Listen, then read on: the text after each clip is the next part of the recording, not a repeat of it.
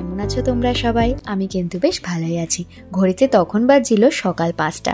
সারাটা রাত একটুও দু চোখের পাতা এক করতে পারিনি। মনে হচ্ছিল কখন ভোরের আলোটা ফুটবে আর আমরা সবাই মিলে একসাথে বেরোবো।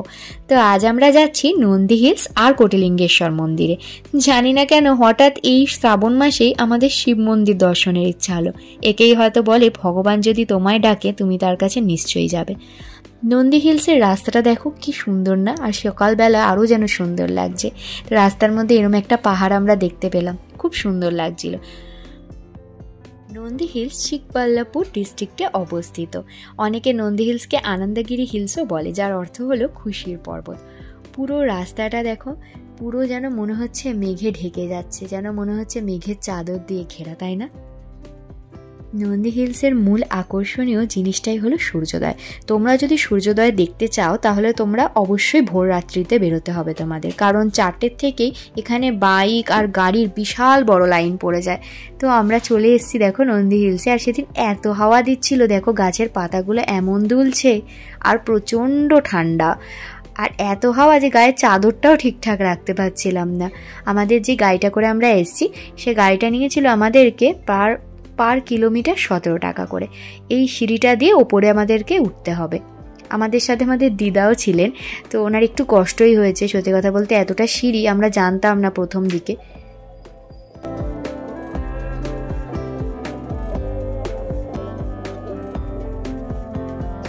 এখানে কার পার্কিংয়েরও বিশাল ব্যবস্থা আছে, আর এখানে টিকিটও কাটতে হয়। তো আমরা টিকিট কেটে সবাই মিলে উপরে উঠে যাচ্ছিলাম।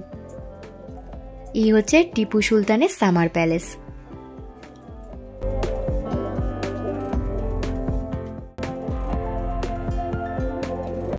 এখানে বাসেরও ব্যবস্থা আছে। যদি তোমরা বাস করতে চাও তাহলে তোমাদের অফলাইন টিকিট কাটতে হবে, আর 25 টাকা করে টিকিট।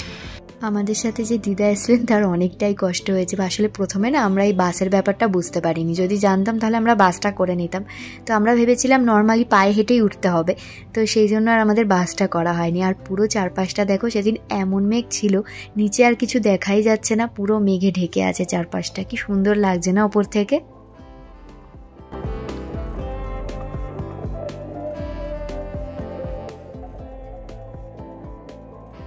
এখানে দেখো লেখা আছে সানরাইজ ভিউ পয়েন্ট, আর এইদিকে সিঁড়ি দেখানো হয়েছে। এই সিঁড়ির ওপর দিয়ে উঠে গেলেই পাওয়া যাবে সানরাইজ ভিউ পয়েন্ট।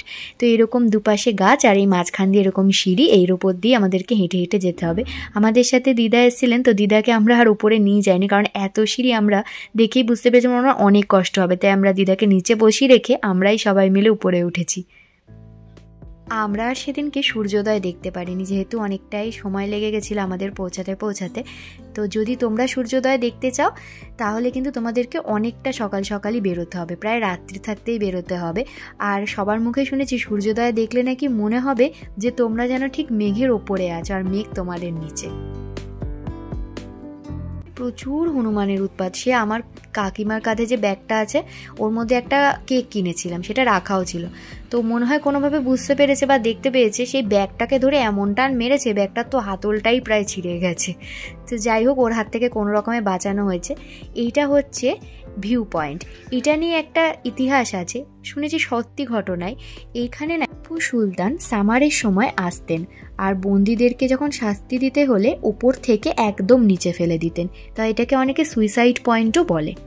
এই হচ্ছে সেটা। এটা কিন্তু খুব খাড়াই, ওপর থেকে দৃশ্যটা ঠিক এরকম ছিল। খুব ভালো লাগছিল ওপর থেকে, বেশ অনেকটা। পুরো দেখো চারপাশটা কি সুন্দর লাগছে না?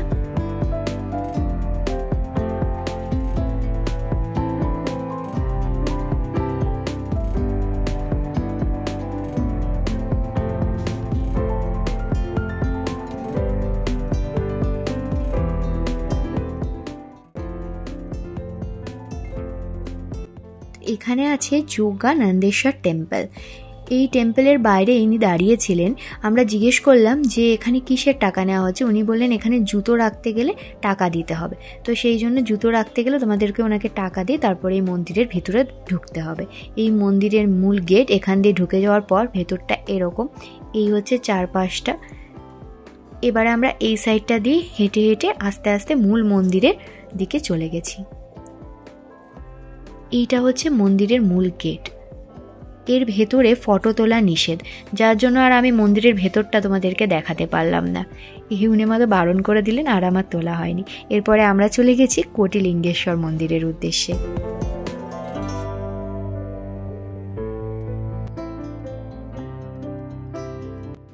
এই হচ্ছে মন্দিরের মূল গেট, এখান দিয়ে আমরা ভেতরটায় ঢুকে যাব। আমাদের গাড়িটাকে বাইরে পার্ক করা হয়েছে। এখানেই দেখো শিবলিঙ্গ আছে আর এখান দিয়ে ঢোকার রাস্তা।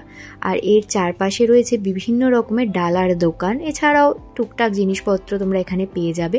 তবে জুতো বাইরে রাখতে হবে। এখানে একটা জায়গায় আমরা জুতো রেখেছিলাম, আর আমরা পুজো দেবো বলে এরম সাথে ডালা নিয়ে নিয়েছিলাম। আর এই মন্দিরে ঢুকতে গেলে এখানে কোকোনাটটাকে আগে তোমাদের ব্রেক করে নিতে হবে, তারপরেই তোমরা ভেতরে ঢুকতে পারবে। না হলে আবার ওরা তোমাকে বাইরে পাঠিয়ে দেবে, আবার কোকোনাট ভেঙে নিয়ে তারপর ঢুকতে হবে। এখানে মামুনি নারকলটাকে ভেঙে শিবের মাথায় দিয়ে দিলেন জলটা। তারপরে আমরা আস্তে আস্তে মন্দিরের ভেতর ঢুকবো।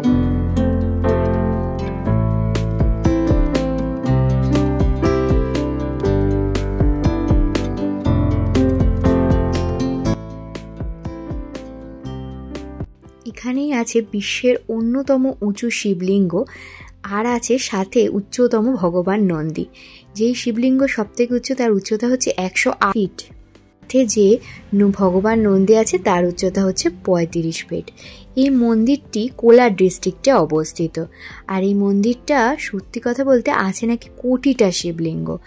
আর এখানে যে মন্দির প্রতিষ্ঠা করেছিলেন তার নাম হচ্ছে স্বামী শম্ভুশিবা মূর্তি, তারই প্রতিষ্ঠা হচ্ছে এই মন্দিরটা। এই মন্দিরের চারপাশটা দেখো, মনে হচ্ছে যেন চারপাশে শুধুই শিবলিঙ্গ।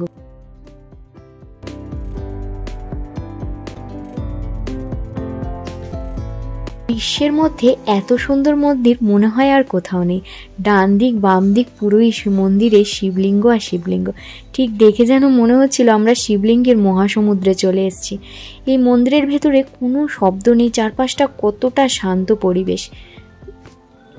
এই মন্দিরের ভেতরে রয়েছে অনেক ছোট্ট ছোট্ট মন্দির, সেই মন্দিরেও তোমরা চাইলে পুজো দিতে পারবে। একসাথে তো সব শিবলিঙ্গর পুজো করা সম্ভব হয় না।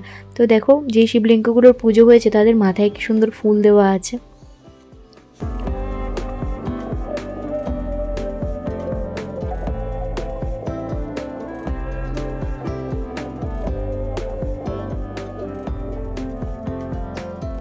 একটা মূল জিনিস বলি, সেটা হচ্ছে সেই দিন আমি পরে গেছিলাম একটা হাত কাটা চুড়িদার। তো এখানে নিয়ম আমি সত্যিই জানতাম না। তো নন্দী হিলসে গেছিলাম, তারপর এখানে এসেছি, তো জানা ছিল না আমার। তো এখানে নিয়ম অনুযায়ী তোমরা যদি হাত কাটা কেউ চুড়িদার পরে যাও তাহলে সাথে করে তোমাদেরকে দোপাট্টা নিয়ে যেতে হবে।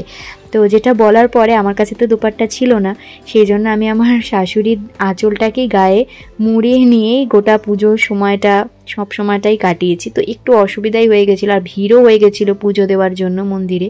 এখানে দেখো কি ভিড় হয়ে গেছিলো।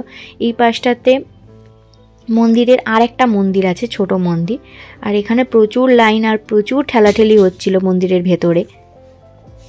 এইখানে মন্দিরের মানত করার জায়গা আছে, এখানে তোমরা চাইলে মানতও করতে পারবে। এই সাইডে একটা মন্দির আছে, আর এইখানেও দুটো ছোট ছোট মন্দির আছে। এছাড়াও আর একটা মন্দির আছে অন্যদিকে।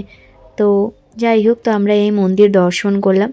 এই দর্শন করে আমরা বেরিয়ে গেছি আবার বাড়ির উদ্দেশ্যে। তো এই ব্লগটা তোমাদের কেমন লাগলো অবশ্যই কমেন্টে জানাতে ভুলো না। সুস্থ থেকো, ভালো থেকো, দেখা হবে নেক্সট কোনো ব্লগে। টাটা।